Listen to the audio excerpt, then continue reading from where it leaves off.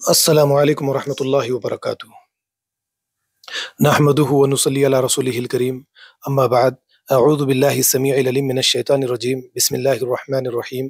ادعو سبیل ربک بالحکمت والموعظۃ الحسنۃ وجادلہم باللتی ہی احسن۔ آج انشاءاللہ العزیز شعلہ بیان خطیبوں نے کس طرح مسلمانوں کو مسلمانوں سے جدا کیا اور مسلمانوں میں فرقے پیدا کیے، اس پر کچھ باتوں کو پیش کرنے کی کوشش کروں گا۔ بعض تقریریں اور تحریریں فتنہ اور فساد پیدا کرتی ہیں اور لوگوں کے مزاج میں سختی پیدا کرتی ہیں، اور بعض تقریریں اور تحریریں امن اور انسانیت کا ماحول قائم کرتے ہیں۔ خطیب کا کسی بھی مکتبہ فکر سے تعلق رہے، کسی بھی مسلک سے تعلق رہے، وہ دین کا داعی بن کر اسلام کی دعوت اگر پہنچانا چاہتا ہے، کسی مسجد میں تقاریر اور خطابت کے ذریعے دین کی دعوت دینا چاہتا ہے، تب سب سے پہلی چیز قرآن و سنت کی تعلیمات کو اسے اپنانا چاہیے۔ تو قرآن و سنت کی تعلیمات کو اپنانا چاہیے، یہ بات سامنے رکھنے کا مقصد یہ ہے کہ کلام میں نرمی ہونی چاہیے، الفاظ میں نرمی ہونی چاہیے، اخلاق اچھے ہونے چاہیے، باڈی لینگویج اچھی ہونی چاہیے، تاکہ لوگوں پر اس کے اچھے اثرات ہو سکے۔ سب سے پہلے جو آیت میں نے آپ کے سامنے پیش کی ہے وہ سورہ نحل کی آیت ہے، جس میں اللہ رب العالمین نے فرمایا ادعو سبیل ربک بالحکمت والموعظۃ الحسنۃ وجادلہم باللتی ہی احسن۔ اپنے رب کے راستے کی طرف لوگوں کو حکمت اور بہترین نصیحت کے ساتھ بلاؤ اور ان سے بہترین طریقے سے گفتگو کرو۔ یہاں پر دیکھیے اللہ رب العالمین نے جو راستہ ہمارے سامنے پیش کیا ہے، یعنی خطابت ہم اپنی طبیعت کے مطابق، اپنے مزاج کے مطابق نہیں کر سکتے۔ قرآن سب سے پہلے کسی خطیب کا ہاتھ پکڑتا ہے، پکڑ کر کہتا ہے کہ من مانی نہیں چلے گی، من مانی طریقے سے خطابت کا کام نہیں چلے گا، بلکہ اللہ رب العالمین نے اس خطابت کے ذریعے سے کچھ ریزلٹس ڈیزائن کر رکھے ہیں۔ اگر من مانی طریقے سے خطابت کا کام کیا جائے گا، تقاریر دی جائیں گی، تو اللہ رب العالمین نے جو ریزلٹس ڈیزائن کیے ہیں وہ ریزلٹس نہیں آئیں گے۔ لیکن آپ ذرا غور کیجئے کہ آج ہماری اپنی بستی کی طرف آپ لوگوں کو لیے چلتا ہوں، ہماری اپنی بستی میں 25، 30 یا 20 مساجد میں خطبہ جمعہ ہوتا ہے، یعنی ہر ہفتے میں بستی کے سارے افراد سوائے چھوٹے بچوں کو چھوڑ کر، اور آج کل تو بعض مساجد میں عورتوں کا بھی انتظام خطبہ جمعہ کے لیے، جمعہ کی نماز کے لیے کیا جا رہا ہے۔ تقریباً بستی کے سارے افراد مساجد میں خطبہ جمعہ سننے کے لیے جاتے ہیں، اور جب خطبہ جمعہ سننے کے لیے جاتے ہیں تو اس کے بعد میں ہماری اپنی بستی میں امن کا ماحول، بھائی چارگی، ہمدردی، اتفاق، اتحاد پیدا ہونا چاہیے۔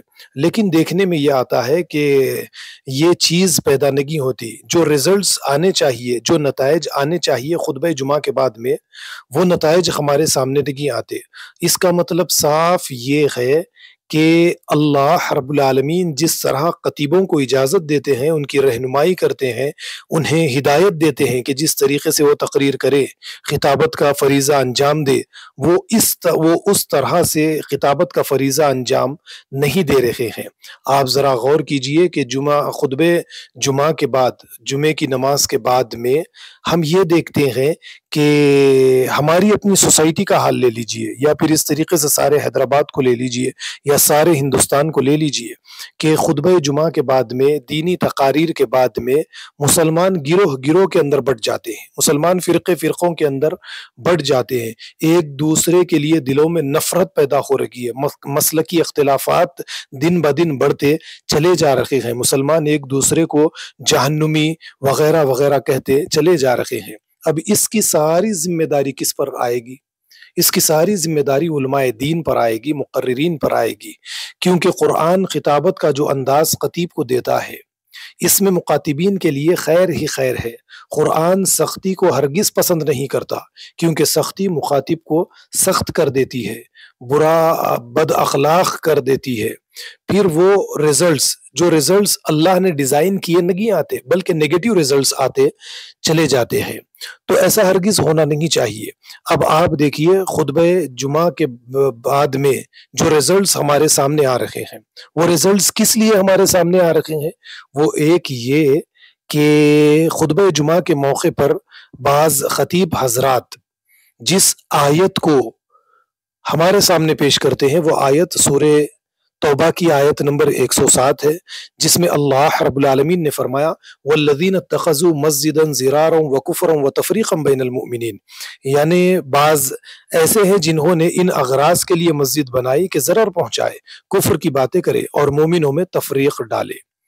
یہ آیت بار بار پیش کرتے ہیں اور کہتے ہیں کہ فلاں مسلک کی مسجد میں آپ کو نماز نہیں پڑھنی چاہیے، وہاں پر آپ کی نماز ادا نہیں ہوتی، فلاں مکتبہ فکر کے یہاں پر آپ کو نماز نہیں پڑھنی چاہیے۔ اہل سنت اہل سنت کے بارے میں یہی باتیں کہتے چلے جاتے ہیں، یعنی مسلمانوں کو اللہ کے گھروں سے روک دیا جاتا ہے، مساجد میں نماز پڑھنے کی انہیں اجازت نہیں دی جاتی اور جمعہ ادا کرنے کی اجازت انہیں نہیں دی جاتی۔ جب اس طریقے سے دینی کام کریں گے، دینی تقاریر علماء دین اور خطیب حضرات ادا کریں گے تو لوگوں کے دلوں میں ایک دوسرے کے لیے نفرت پیدا ہوگی اور ریزلٹس کیا آئیں گے؟ نیگیٹو ریزلٹس آئیں گے، اور نیگیٹو ریزلٹس آج ہمارے سامنے آتے چلے جا رہے ہیں۔ آپ اچھی طرح سے جانتے ہیں سورہ توبہ کی آیت نمبر 107 جس میں اللہ نے یہ فرمایا کہ مومنوں میں تفرقہ ڈالنے کے لیے مسجد تعمیر کی جائے۔ آج سوسائٹی میں آپ دیکھیے، مسلم معاشروں میں آپ دیکھیے کہ مساجد کی تعمیر کا مقصد ہی یہی ہے کہ کسی نہ کسی طریقے سے فرقے بنائے جائے، لوگوں کو فرقوں کے اندر بانٹ دیا جائے، تو یہ تو مسجد زرار ہو گئی۔ مسجد میں جب انسان داخل ہو تو قرآن کریم کہتا ہے وَمَن دَخَلَهُ كَانَ آمِنًا، مسجد میں جب ایک مسلمان داخل ہو تو اسے امن ملے، سکون ملے، چین ملے۔ دنیا کا ستایا ہوا انسان وہاں پر آ کر امن، سکون، چین میں اپنے آپ کو سمجھے، لیکن ایسا نہیں ہے۔ مسجد میں آنے کے بعد میں ان کی جو تربیت کی جا رہی ہے، ان کی جو ذہن سازی کی جا رہی ہے، ان کا جو ذہن بنایا جا رہا ہے، اس کے ذریعے سے صرف نفرتیں پھیلتی چلی جا رہی ہے۔ اور پھر ساتھ ساتھ سورہ توبہ کی آیت نمبر 108 بھی تلاوت کر دی جاتی ہے، لا تقم فیہ ابدا، خبردار کبھی فلاں مسلک کی مکتبہ فکر کی مسجد میں ہرگز نہ جانا۔ یعنی نفرت، ایک دوسرے کے دلوں میں تقاریر کے ذریعے، خطابت کے ذریعے نفرت پیدا کی جا رہی ہے، نفرت کے بیج بو دیے جا رہے ہیں۔ اگر مقررین تقاریر کے مسئلے میں قرآن کریم کو اپنے لیے راہ ہدایت نہ بنائے تو پھر بڑے مسئلے اسی طریقے سے پیدا ہوتے چلے جائیں گے۔ اور جیسا کہ قرآن کریم تقریر کرنے کا طریقہ ہمیں جو بتاتا ہے، وہ طریقے کو اگر ہم اختیار کریں تب پازیٹیو ریزلٹس، اچھے ریزلٹس ہمارے سامنے آئیں گے جو اللہ نے ڈیزائن کیے ہیں۔ آپ کے سامنے دلیل کے طور پر حضرت یوسف علیہ السلام کی طرف میں آپ لوگوں کو لیے چلوں گا۔ آپ لوگ حضرت یوسف علیہ السلام کا واقعہ اچھی طرح سے جانتے ہیں کہ آپ کے بھائیوں نے آپ کو آپ کے والدین سے جدا کر دیا، ماں باپ سے جدا کر دیا، کئی سال آپ والدین کی محبت سے دور رکھے، محروم رکھے، ایک سوکھے کنویں میں لے جا کر آپ کو ڈال دیا گیا، پھر وہاں سے آپ کو نکال کر مصر کے ایک بازار میں غلام کی حیثیت سے آپ کو بیچ دیا گیا، زلیخا نے آپ کے ساتھ برا کیا، جیل میں ڈال دیے گئے، کچھ سال آپ نے جیل میں کاٹے، اور اس کے بعد جب بھائی آپ کے قریب آئے اور آپ نے بھائیوں کو پہچان لیا، بھائیوں نے آپ کو پہچان لیا، حضرت یوسف علیہ السلام نے کیا کیا؟ ان سے کہا قال لا تثریب علیکم اليوم یغفر اللہ لکم وہو ارحم الراحمین، یعنی کہا کہ آج تم پر کوئی ملامت نہیں، اللہ تمہیں بخشے، وہ سب مہربانوں سے بڑا مہربان ہے۔ علماء تقاریر میں بھی ایسا ہی کہے، یعنی علماء ایک دوسرے کو معاف کرنے کے لیے تیار رکھے، دوسرے مسلک والے کو معاف کرے، مکتب فکر والے کو معاف کرے۔ ایسا ہرگز نہیں کرنا چاہیے کہ دوسروں کے ساتھ سختی ہرگز نہیں کرنی چاہیے، بلکہ ہر ایک کے ساتھ علماء دین کا یہ طریقہ ہونا چاہیے کہ وہ نرمی کا راستہ اختیار کرے۔ آپ قرآن کریم پڑھتے چلے جائے، سینکڑوں مقامات آپ کو قرآن کریم میں ملیں گے۔ انبیاء علیہ السلام کو اللہ رب العالمین ہمارے سامنے پیش کرتے ہیں کہ انبیاء علیہ السلام کی مشرک قوموں نے ان کو بڑی بڑی تکلیفیں دی ہے، تکلیفیں پہنچائی، ان کو گھر بار چھوڑنے کے لیے مجبور کیا، بیوی بچوں کے ساتھ ہجرت کرنے کے لیے مجبور کیا، ان کی جان لینے کی کوشش کی گئی، ان کو قتل کرنے کی کوشش کی گئی، ہر اعتبار سے ان کو نقصان پہنچانے کی کوشش کی گئی۔ لیکن اس کے باوجود آپ قرآن کریم دیکھیں گے، اتنے سخت دشمنوں کی تکالیف کو برداشت کرنے کے باوجود بھی پیغمبروں کی زبان سے جو نکلتا ہے یا قومی یا قومی یا قومی، اے میری قوم کے لوگوں میں تمہارا خیر خواہ، میں تمہارا ویل وشر ہوں۔ تو یعنی ایک دائی کا کام بھی یہی ہونا چاہیے۔ جب دائی اس طریقے سے قوم کے ساتھ قوم کے ساتھ اس کا یہ رویہ رہے گا کہ وہ قوم کو یہی کہے گا یا قومی یا قومی، اپنی قوم کو یہی کہے گا، یعنی نفرت کا اظہار نہیں کرے گا، تو پھر وہ ریزلٹس سامنے آئیں گے جو اللہ رب العالمین نے ڈیزائن کیے ہیں۔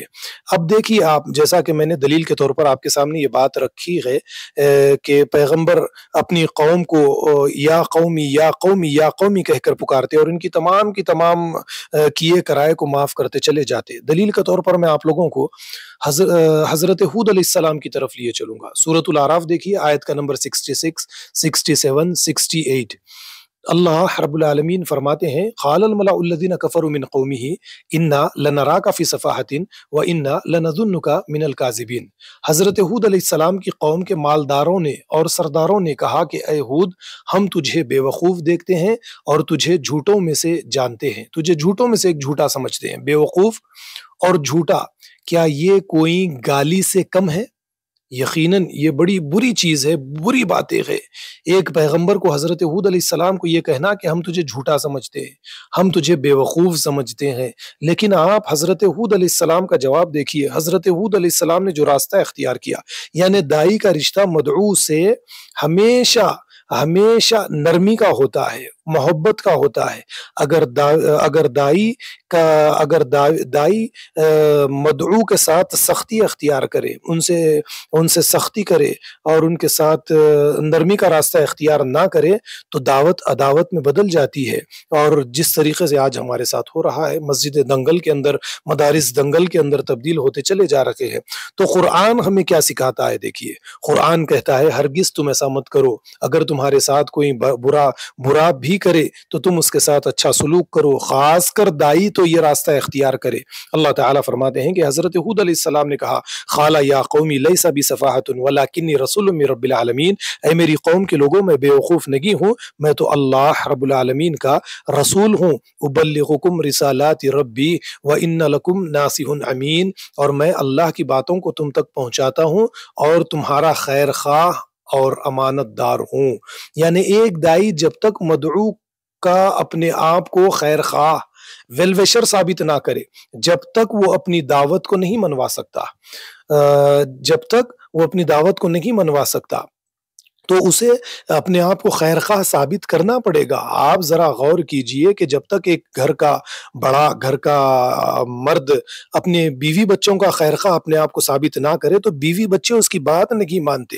اب اس کے بعد میں آپ لوگوں کے سامنے ایک دوسری آیت پیش کرنے کی کوشش کروں گا، جو سورہ حامیم سجدہ کی آیت ہے۔ دیکھیے، اللہ تعالیٰ فرماتے ہیں، ادفع بالتی ہی احسن فاذا الذی بینک وبینہ عداوۃ کانہ ولی حمیم۔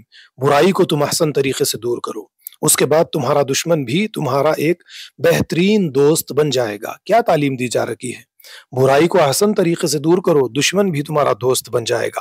لیکن ہمارے یہاں پر گالی کا جواب گالی، اینٹ کا جواب پتھر سے دینا، یہ اسلامی تعلیمات نہیں ہے، یہ اسلام کا راستہ نہیں ہے۔ اسلام یک طرفہ طور پر اخلاق سکھاتا ہے۔ کوئی بد اخلاقی بھی اگر کرے تو ہمیں اخلاق سے اس کے ساتھ پیش آنا چاہیے۔ کوئی گالی دے، ہمیں اس کو دعا دینی چاہیے۔ یہی تو نبی کریم صلی اللہ علیہ وسلم کی سیرت ہے، یہی تو نبی کریم صلی اللہ علیہ وسلم کا اور تمام انبیاء علیہ السلام کا اسوہ ہے۔ اس اسوے کو ہمیں اپنانا چاہیے، لیکن اس اسوے کو ہم نے نہیں اپنایا۔ آج ہم نے مساجد کو دنگلوں کے اندر، لڑائی جھگڑے کے میدانوں کے اندر، آج ہم نے مساجد کو تبدیل کر دیا ہے۔ یہ سارے یعنی آج سوسائٹی کے اندر لوگوں کے مزاج کے اندر جو سختیاں ہمیں نظر آتی ہے، ایک دوسرے کے لیے نفرتیں ہمیں نظر آتی ہیں، ایک دوسرے کے لیے کفر کے فتوے، ایک دوسرے کی مساجد کو مسجد زرار کے نام سے ہم جو پکارتے ہیں، یہ سب کیا ہے؟ یہ علماء دین، مقررین نے ہمارے دلوں کے اندر پیدا کیا ہے، جو ہماری زبانوں پر یہ باتیں آتی چلی جاتی ہے۔ تو چلیے، اب میں آپ کو قرآن کریم کی ایک اور آیت کی طرف لے کر آؤں گا کہ دائی کون سا راستہ اختیار کرے۔ قرآن کریم ہمیں بتاتا ہے اور موسیٰ علیہ السلام کو اور ہارون کو ہمارے سامنے پیش کرتا ہے کہ ایک ظالم بادشاہ کی طرف حضرت موسیٰ اور ہارون کو روانہ کیا جا رہا ہے۔ فرعون، آپ اچھی طرح سے جانتے ہیں، فرعون نے بنی اسرائیل کے ہزاروں بچوں کو شہید کر دیا ہے۔ بنی اسرائیل کو کئی سالوں سے اس نے غلام بنا کر رکھا، ان پر ظلم و زیادتی کی انتہا کر اس نے کی ہے، لیکن جب موسیٰ کو اور ہارون کو فرعون کی طرف روانہ کیا جا رہا ہے تو تعلیم کی جا رہی ہے، تربیت دی جا رہی ہے، اذهبا الى فرعون انه طغى فقولا له قولا لینا لعله يتذکر او یخشا، تم دونوں فرعون کی طرف جاؤ، وہ سرکش باغی ہو گیا ہے، دیکھو جانے کے بعد اس کے سامنے نہ اپنی یعنی نبوت کا ڈھونس جماؤ، نہ علم کا، بلکہ اخلاق کے ساتھ نرمی سے اس کے سامنے دین کی دعوت کو پیش کرو، ہو سکتا ہے کہ وہ ڈر جائے اور مان لے۔ یہ سورہ طٰہٰ کی آیت نمبر 43 اور 44 ہے۔ یہ تعلیم قرآن کریم ہمیں دیتا ہے، لیکن اس کے برخلاف دیکھیے چھوٹی موٹی بات پر کسی کو بدعتی کہہ دینا، کسی کو مشرک کہہ دینا، اور کسی کو جہنم کے اندر پہنچا دینا، اور ذری سی بات پر لڑائی جھگڑے کرنا، ایک دوسرے سے تعلقات منقطع کر لینا، یعنی عید کی نماز ایک دوسرے کے پیچھے نہیں پڑھنا، 5 وقت کی نمازیں ایک دوسرے کے پیچھے نہیں پڑھنا، اور ساتھ یعنی جنازے کی نماز تک ایک دوسرے کے پیچھے ادا نہیں کرنا، یہ ساری کیفیت آج ہو چکی ہے۔ یہ ساری چیزیں بڑھتے بڑھتے ہمیں خانہ جنگی کی طرف لے کر چلے جائیں گی، جیسا کہ ہمارے قریبی ملک پاکستان کے حالات آپ اچھی طرح سے جانتے ہیں۔ علماء دین، شعلہ بیان علماء کی وجہ سے لوگوں کے دل سخت ہوتے چلے گئے، اور یہ سختی آج کہاں پر نکل رہی ہے کہ مساجد کے اندر کوئی بندوق لے کر، کوئی مشین گن لے کر، کوئی بم لے کر چلا جاتا ہے، اور کئی مسلمانوں کو نماز کی حالت میں شہید کر دیتا ہے۔ یا پھر اسی طریقے سے آپ عراق میں دیکھیے، سیریا میں دیکھیے، یعنی شام میں دیکھیے کہ کس طرح مسلمان آپس میں ایک دوسرے کی خون ریزی کرنے لگے ہیں، کہ ایک مسلک والا دوسرے مسلک والے کو مار دیتا ہے، ایک مسلک والا دوسرے مسلک والے کو مار کر، یعنی ایک مسلمان دوسرے مسلمان کو گولی مار کر شہید کرتا ہے اور نعرے تکبیر لگاتا ہے اللہ اکبر۔ یہ پہلی مرتبہ دیکھنے میں آ رہا ہے۔ یہ تمام کی تمام چیزیں کن لوگوں پر جائیں گی؟ ہم نے سختی کا درس دیا ہے، ایک دوسرے کے دلوں میں نفرتیں پیدا کی ہے، شعلہ بیان خطیبوں نے بڑی مشاکل مسلمانوں کے لیے پیدا کر دی ہے۔ اللہ تعالیٰ سے میں تو دعا کرتا ہوں کہ یہ چیز اللہ تعالیٰ ہمیں سمجھائے، اس چیز سے ہمیں باہر نکالے۔ چلیے اب ایک اور قابل غور بات کی طرف آپ کی توجہ لے جانے کی کوشش کروں گا۔ ہم غیر مسلمین بھائیوں کے دیوی دیوتاؤں کو، ان کے پریسٹ جو ہوا کرتے ہیں، ان کو برا اور بھلا کہتے ہیں۔ کیا یہ قرآن کریم کی تعلیمات ہے؟ کیا قرآن کریم نے اس طریقے سے ہمیں تعلیم دی؟ کیا اللہ نے یہ تعلیم ہمیں دی ہے؟ جب ہم قرآن کریم کی آیت سورہ انعام کی آیت نمبر 108 دیکھتے ہیں تو ہمیں پتہ چلتا ہے اللہ نے فرمایا وَلَا تَسُبُّوا الَّذِينَ يَدْعُونَ مِن دُونِ اللَّهِ فَيَسُبُّوا اللَّهَ عَدْوًا بِغَيْرِ عِلْمٍ، جن لوگوں کو انہوں نے اپنا معبود بنا لیا ہے انہیں تم برا بھلا نہ کہو، کہیں ایسا نہ ہو کہ بغیر علم کے، یعنی علم کے بغیر یہ اللہ کو بھی برا اور بھلا کہہ دے۔ بعض شعلہ بیان مقررین کے آپ تقریریں سوشل میڈیا کے ذریعے، یوٹیوب کے ذریعے، انسٹاگرام کے ذریعے آپ سنتے ہیں کہ بہت سارے ایسے شعلہ بیان مقررین ہیں جو چیخ چیخ کر تقریریں دیا کرتے ہیں، خطبہ جمعہ بھی چیخ چیخ کر دیا کرتے ہیں، وہ بعض غیر مسلمین کی دیوی دیوتاؤں کو اور ان کے پریسٹ کو برا بھلا کہہ دیتے ہیں۔ کیا یہ قرآن کریم کی تعلیمات ہے؟ جو اللہ رب العالمین نے جو ریزلٹس ڈیزائن کیے ہیں، جو نتائج مقرر کیے ہیں تقریر کے، خطبہ جمعہ کے، کیا وہ نتائج ہمارے سامنے آئیں گے اس طرح کی تقاریر سے؟ ہرگز نہیں آ سکتے۔ تو ان تمام کی تمام چیزوں سے ہمیں پرہیز کرنا ہے، اور جیسا کہ میں نے یہ بات آپ کے سامنے رکھی کہ بعض علماء چیخ چیخ کر تقریریں کرتے ہیں، جس کے ذریعے سے ایسا محسوس ہوتا ہے کہ سننے والوں کے کان کے پردے پھٹ جائے۔ احتیاط کرنی چاہیے، ذرا غور کرنا چاہیے۔ کیا قرآن کریم اس طریقے کی ہمیں تعلیم دیتا ہے؟ قرآن کریم آپ دیکھیے، حضرت لقمان علیہ السلام اپنے بیٹے کو نصیحت کرتے ہیں، وَغْضُضْ مِن صَوْتِكَ إِنَّ أَنكَرَ الْأَصْوَاتِ لَصَوْتُ الْحَمِيرِ، اے میرے پیارے بیٹے آواز کو دھیمی رکھ، نیچی رکھ، زیادہ اونچی آواز گدھے کی آواز ہے، اور اللہ رب العالمین کے یہاں پر گدھے کی آواز ناپسندیدہ آواز ہے۔ اب ذرا غور کیجئے کہ اللہ تعالیٰ نے گدھے کو پیدا کیا، اس کی آواز پیدا کی، اس کی آواز بنائی، پھر اس کے بعد میں یہ کہنا کہ گدھے کی آواز اللہ کو پسند نہیں ہے، ایسا ہرگز نہیں ہے، بلکہ اللہ تعالیٰ یہ بتانا چاہتے ہیں کہ جو بھی اونچی آواز گدھے کی آواز سے زیادہ ہو جائے، جو بھی آواز، وہ آواز کسی بھی قسم کی رہے، وہ آواز اللہ کو ناپسند ہے۔ آپ تو اچھی طرح سے جانتے ہوں گے کہ جو بھی آواز 80 ڈیسیبل سے آگے نکل جائے وہ آواز انسانی صحت کے لیے یعنی ساؤنڈ پولوشن انسانی صحت کے لیے نقصان دہ ہے، لوگوں کی صحت کو نقصان پہنچاتا ہے، تو گدھے کی آواز 80 ڈیسیبل سے آگے چلی جاتی ہے۔ اسی لیے اللہ رب العالمین نے اپنی ناپسندیدگی کا اظہار فرمایا یہاں پر کہ گدھے کی آواز اللہ کو پسند نہیں ہے، تو ہر وہ آواز جو 80 ڈیسیبل سے آگے نکل جائے۔ اب شعلہ بیان خطیبوں کا تو یہی حال ہوتا ہے، خطبہ جمعہ آپ دیکھیے اس طرح سے چیخ چیخ کر جذبات میں آ کر تقریریں دیتے ہیں، تقریریں کرتے ہیں کہ سامنے والا یہ سمجھتا ہے کہ بڑے جذبات میں یہ تقریر کر رہے ہیں، لیکن کیا اللہ کو یہ آواز پسند ہے؟ وہ رزلٹس آئیں گے جو رزلٹس اللہ نے ڈیزائن کیے ہیں، وہ نتائج آئیں گے؟ ہرگز نہیں آئیں گے۔ یعنی سخت آواز، بڑی آواز سے لوگوں کے دلوں میں سختی پیدا ہوگی، ان کے دل پتھر دل ہو جائیں گے، اور یہ پھر سوسائٹی کے اندر اسی کا اظہار ہوگا۔ وہ اپنے علماء کو، خطیب حضرات کو اس طریقے سے سختی کرتا ہوا اور یعنی ایسے الفاظ کا استعمال، سخت الفاظ کا استعمال کرتا ہوا دیکھیں گے تو وہ بھی اپنی زندگیوں کے اندر ان الفاظ کو استعمال کریں گے، اس کے اندر کوئی ان کو برائی نظر نہیں آئے گی۔ تو اس چیز سے بھی ہمیں پرہیز کرنا ہمارے لیے بے انتہا ضروری ہے۔ حضرت موسیٰ علیہ السلام کو میں نے آپ لوگوں کے سامنے رکھا، جب ایک دائی دعوت دینے کے لیے نکلتا ہے، جب ایک مقرر دین اسلام کی دعوت کو پیش کرتا ہے تو اس کے سامنے بہت ساری باتیں آتی ہیں۔ اب آپ دیکھیے، جیسا اگر کوئی دعوت کا کام کرے، اللہ کی توحید کی طرف لوگوں کو بلائے، تو پھر اس کے بعد میں لوگ سوال کریں گے کہ ہم سے پہلے ہمارے آبا و اجداد جو اس دنیا سے چلے گئے، ان کے بارے میں آپ کا کیا خیال ہے؟ کیا وہ جنت میں ہیں یا جہنم میں ہیں؟ وہ جنت میں جائیں گے یا جہنم میں جائیں گے؟ اس کا حل بھی اللہ رب العالمین ہمارے سامنے پیش کرتے ہیں۔ حضرت موسیٰ علیہ السلام نے فرعون کے سامنے دعوت دی تو موسیٰ سے فرعون نے یہی سوال کیا، قال فما بال القرون الاولی، اے موسیٰ ہم سے پہلے جو لوگ گزر گئے، ہمارے باپ دادا وغیرہ وغیرہ، ان کا کیا حال ہے؟ حضرت موسیٰ علیہ السلام نے اس مسئلے کو چھیڑے بغیر بات کو بدل دیا اور کہا، قال علمها عند ربی فی کتاب لا یضل ربی ولا ینسیٰ، اس کا علم میرے رب کے پاس کتاب میں موجود ہے، نہ وہ غلطی کرتا ہے اور نہ وہ بھولتا ہے۔ سورہ طٰہٰ آیت نمبر 51 52 دیکھیے، یعنی قرآن یہ طریقہ ہمیں سکھاتا ہے۔ جب یہ طریقہ ہم اختیار کریں گے تو سامنے والے کے دل میں ہمارے لیے نفرت پیدا نہیں ہوگی، وہ ہماری بات کو محبت کے ساتھ سنے گا، نرمی کے ساتھ سنے گا، سنجیدگی کے ساتھ سنے گا، ہماری دعوت کو قبول کرے گا، اپنی زندگی کے اندر سدھار پیدا کرے گا۔ اس طرح سے، اس طریقے سے لوگوں کی تربیت ہوگی۔ لیکن آج دائی حضرات کی زندگیوں پر نظر ڈالے، مقررین کی، علماء دین کی زندگیوں پر نظر ڈالے، اپنے مکتبہ فکر کے علاوہ، اپنے مسلک کے علاوہ دوسرے تمام کے تمام مکتبہ فکر اور مسلک والوں کو جہنمی کہہ دینا، ان کے والدین کو جہنمی کہہ دینا، یہاں تک کہ آج کل تو بعض لوگوں کا، بعض علماء کا یہ حال ہو چکا ہے، جب ان سے یہ پوچھا جاتا ہے کہ اللہ کے نبی صلی اللہ علیہ وسلم کے والدین کے بارے میں آپ کا کیا خیال ہے، تو آپ جانتے ہیں کہ وہ کیا الفاظ اللہ کے نبی صلی اللہ علیہ وسلم کے والدین کے بارے میں فرماتے ہیں۔ ایسا ہرگز نہیں ہونا چاہیے۔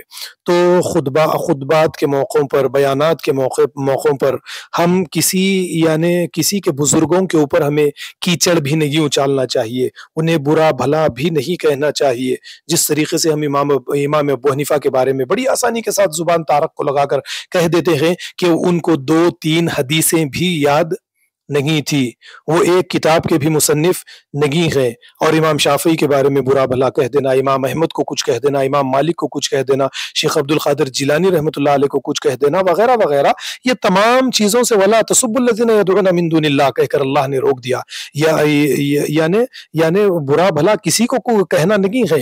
اور پھر اسی طریقے سے آپ کے سامنے ایک اور آیت میں آپ کے سامنے پیش کروں، خاص کر یہ آیت تو محرم کے مہینے میں ہمیں بار بار پیش کرنی چاہیے۔ سورہ بقرہ کی آیت نمبر 141، یعنی پہلے پارے کی سب سے آخری آیت، اللہ تعالیٰ فرماتے ہیں، تلک امۃ قد خلت لہا ما کسبت ولکم ما کسبتم ولا تسألون عما كانوا يعملون، یہ ایک قوم تھی، چھوڑ دو اس قوم کو چھوڑ دو، انہوں نے جو کچھ کیا ان کے لیے کیا، میں انہوں نے جو کچھ کیا تم سے اس کے بارے میں کچھ پوچھنے والا نہیں ہوں۔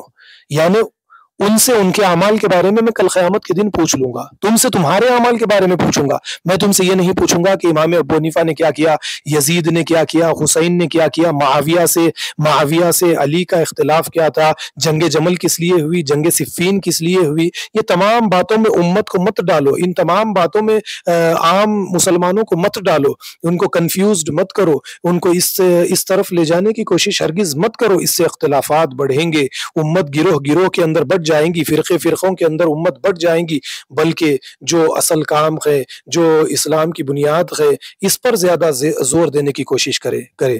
محرم کے مہینے میں ہم یہی دیکھیں گے کہ جنگ جمل کس لیے ہوئی، جنگ جمل میں حق پر کون تھا، ناحق کون تھا، جنگ صفین میں حق پر کون تھا، ناحق کون تھا، امام اعظم ابو حنیفہ سب سے بڑے ہیں یا امام شافعی سب سے بڑے ہیں، امام بخاری کا کیا مرتبہ ہے، امام حضرت علی کا مقام، حضرت علی خلیفہ تھے یا حضرت عمر خلیفہ تھے یا عثمان غنی خلیفہ تھے۔ اس طرح کے سوالات اٹھا کر امت کے اندر کنفیوژن امت کو اختلافات کے اندر ڈالا جاتا ہے۔ تو ہماری یہ گزارش ہے کہ اس چیز کو علماء دین سمجھے، اور خاص کر شعلہ بیان خطیبوں سے تو ہماری یہ گزارش ہے کہ وہ اپنی تربیت کرے، قرآن و حدیث کی روشنی میں اپنے آپ کو لانے کی کوشش کرے، قرآن و حدیث کے ذریعے اپنی تربیت کرے اور اپنی زبان کے اندر نرمی، اپنی تقاریر کے اندر نرمی پیدا کرے تاکہ اس کے اچھے ریزلٹس لوگوں کے سامنے آئے۔ والسلام علیکم ورحمۃ اللہ وبرکاتہ۔